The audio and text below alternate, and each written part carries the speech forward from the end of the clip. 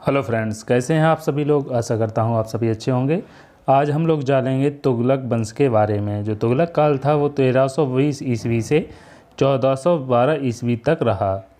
सबसे पहला जो शासक था तुगलक वंश का वो गयासुद्दीन तुगलक था। इसका शासनकाल, इसी ने तुगलक वंश की स्थापना की थी। 1320 से 1325 ईस्वी तक रहा। खिलजियों के बाद मध्यकाल में तुगलकों का शासन हुआ। उन्होंने साम्राज्य की सीमा का विस्तार किया एवं चुस्त प्रशासन दिया। तुगलक शासक जानते थे कि ज़्यादा करों से प्रजा में असंतोष की वजह से विद्रोह होता है, अतः उन्होंने करों को अधिक नहीं बढ़ाया तथा कृषि को प्रोत्साहन दिया, शांति व्यवस्था बनाई। तुगलक वंश का प्रथम शासक गयासुद्दीन तुगलक था। तो ये दोस्तों मैं आपको पहले ही बता चुका हूँ, गयासुद्दीन तुगलक ने ही इस वंश की स्थापना की थी, तो इसलिए इसे वंश का प्रथम शासक माना गया है। इसका कार्यकाल 1320 से 1325 ईस्वी तक था। गयासुद्दीन तुगलक की मृत्यु के बाद उसका पुत्र जो मोहम्मद बिन तुगलक था वो 1325 ईस्वी में सुल्तान बना। गयासुद्दीन के बाद कौन सुल्तान बना यहाँ पर, तो यहाँ पर मोहम्मद बिन तुगलक 1325 ईस्वी में सुल्तान बना। मोहम्मद तुगलक की जो योजनाएं थीं उनके बारे में हम जान लेते हैं। सुल्तान ने साम्राज्य की, जो सुल्तान था उसने साम्राज्य की प्रगति और सुव्यवस्था के लिए कई नवीन योजनाएं चलाईं जिससे आर्थिक सुधार हो सके। सुल्तान के द्वारा चलाई गई ये योजनाएं प्रायः असफल रहीं क्योंकि उसने उनको सही तरीके से लागू नहीं किया। ये योजनाएं निम्नलिखित थीं। कौन कौन सी योजनाएं थीं? दुआओं में कर वृद्धि, जो दुआओं का क्षेत्र था उसमें उसने कर वृद्धि कर दी। राज्य की आय बढ़ाने के लिए, जो राज्य था उसकी आय बढ़ाने के लिए मोहम्मद बिन तुगलक ने गंगा और यमुना का जो समृद्ध और उर्वरक भूमि का जो क्षेत्र था जिसे दोआब कहते हैं, उसमें कर बढ़ाने का प्रयोग किया। उसने वहाँ भूमि कर में वृद्धि की तथा कुछ अन्य करों की भी वसूली शुरू कर दी। जिस समय यह कर लगाया गया उस समय वहाँ भयंकर अकाल पड़ गया, किंतु निरंकुश शासक के भय से अधिकारियों ने सुल्तान को इसकी जानकारी नहीं दी और बड़े कर की वसूली जारी रखी। अतः खेती बर्बाद हो गई तथा किसान अपने घर छोड़कर जंगलों में छिप गए। इन कारणों से लोगों में कर न देने से इनकार कर दिया और विद्रोह कर दिया। बाद में सुल्तान ने राहत के लिए बीज व ऋण की व्यवस्था भी की, किंतु तब तक सब विलुप्त हो चुका था। अतः सुल्तान की कर बढ़ाने की योजना असफल हो गई। उसके बाद इसका एक और कार्य था जिससे इसने प्रयोग किया, राजधानी परिवर्तन का। राजधानी परिवर्तन प्रस्तुत एक द्वितीय राजधानी की योजना थी। मोहम्मद तुगलक के शासनकाल तक दिल्ली सल्तनत का जो राज्य एक बड़े साम्राज्य का रूप धारण कर चुका था। इसमें मालाबार को छोड़कर दक्कन के सभी राज्य जुड़ चुके थे। अतः दक्षिण के इन राज्यों को कुशल प्रशासक के लिए द्वितीय राजधानी की योजना बनाई गई थी। जो इसकी द्वितीय राजधानी की योजना थी वो दिल्ली से दौलताबाद करने की थी। सुल्तान ने दिल्ली के स्थान पर देवगिरी को राजधानी बनाने का विचार बनाया। देवगिरी का नाम दौलताबाद रखा गया। दिल्ली से दौलताबाद जाते समय लोगों को रास्ते में कष्ट न हो इसलिए राज्य द्वारा सुविधाएं भी दी गई थीं।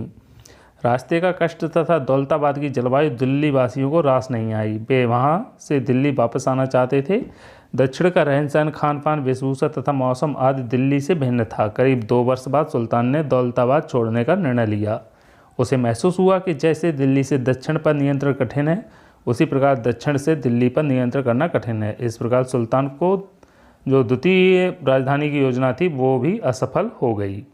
इसी प्रकार अंग्रेज़ों ने भी दिल्ली के साथ शिमला को अपनी द्वितीय राजधानी के रूप में विकसित किया था। होली के बाद जब भीषण गर्मी होती थी तो जो अंग्रेज़ थे उन्होंने द्वितीय राजधानी के रूप में शिमला को बनाया था। तो वहाँ भीषण गर्मी होने के कारण दिल्ली में तो वो शिमला चले जाते थे और प्रशासन की देखरेख करते थे। तीसरा प्रयोग इसका था सांकेतिक मुद्रा का प्रचलन। जिस समय सुल्तान ने सांकेतिक मुद्रा के प्रचलन की योजना बनाई उस समय विश्व में चांदी उत्पादन में काफ़ी कमी आ गई थी। उस समय चांदी के सिक्कों का प्रचलन था। सुल्तान ने चांदी के सिक्कों के स्थान पर मिश्रित धातु के सिक्के चलाने का आदेश दिया। इन सिक्कों को मूल्य चांदी के सिक्कों के बराबर ही माना गया। ये देखिए यहाँ पर इसका चित्र भी दिया है। सांकेतिक मुद्रा जो है उसका यहाँ पर सिंबल भी दिया गया है, ये देख सकते हैं आप।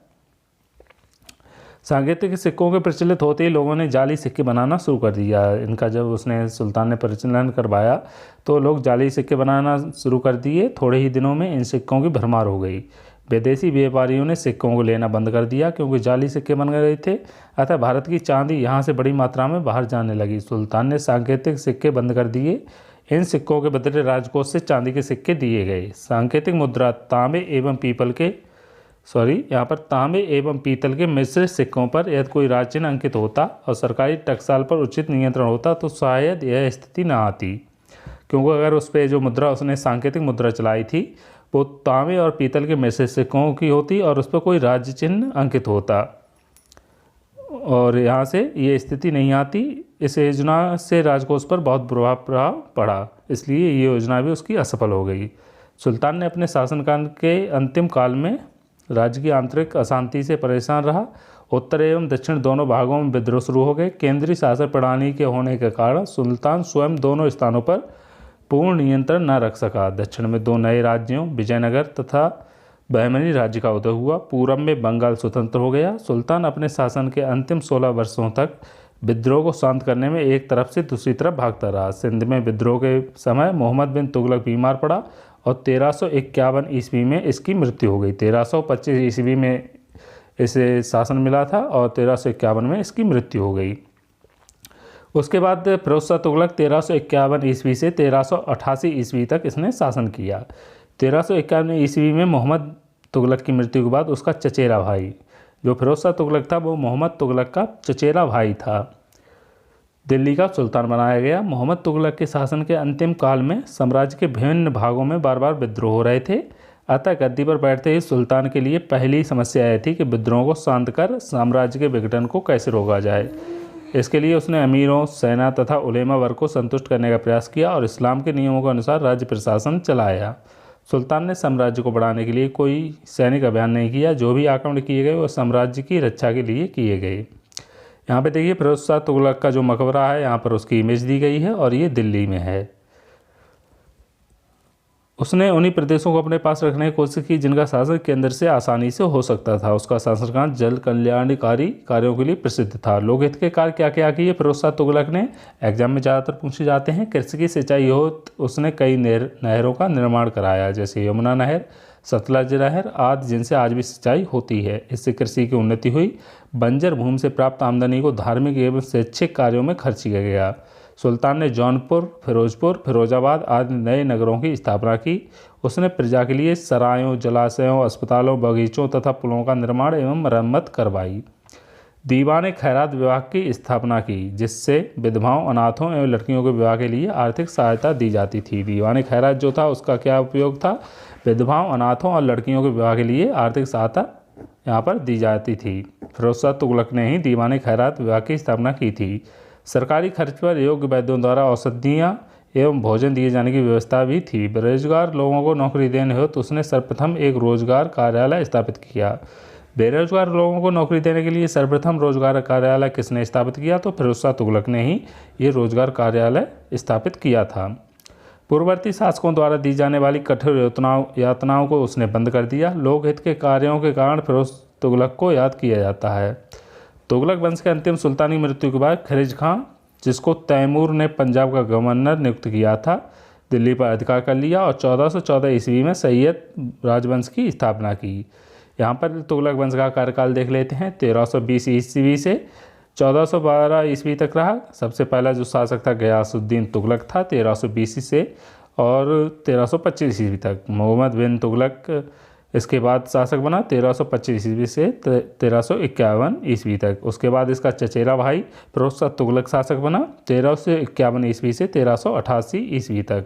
उसके बाद यहाँ पर नसरुद्दीन महमूद जो अंतिम शासक था, अगर आपसे पूछा जाता है तुगलक वंश का अंतिम शासक कौन था, तो नसरुद्दीन महमूद तुगलक वंश का अंतिम शासक था। उसके बाद 1414 में यहाँ पर जो तैमूर ने जो गवर्नर नियुक्त किया था उसने यहाँ पर शासन प्रारंभ कर दिया। तो आज की वीडियो में इतना ही। वीडियो अच्छी लगी हो तो लाइक शेयर सब्सक्राइब जरूर करें। Thank you for supporting.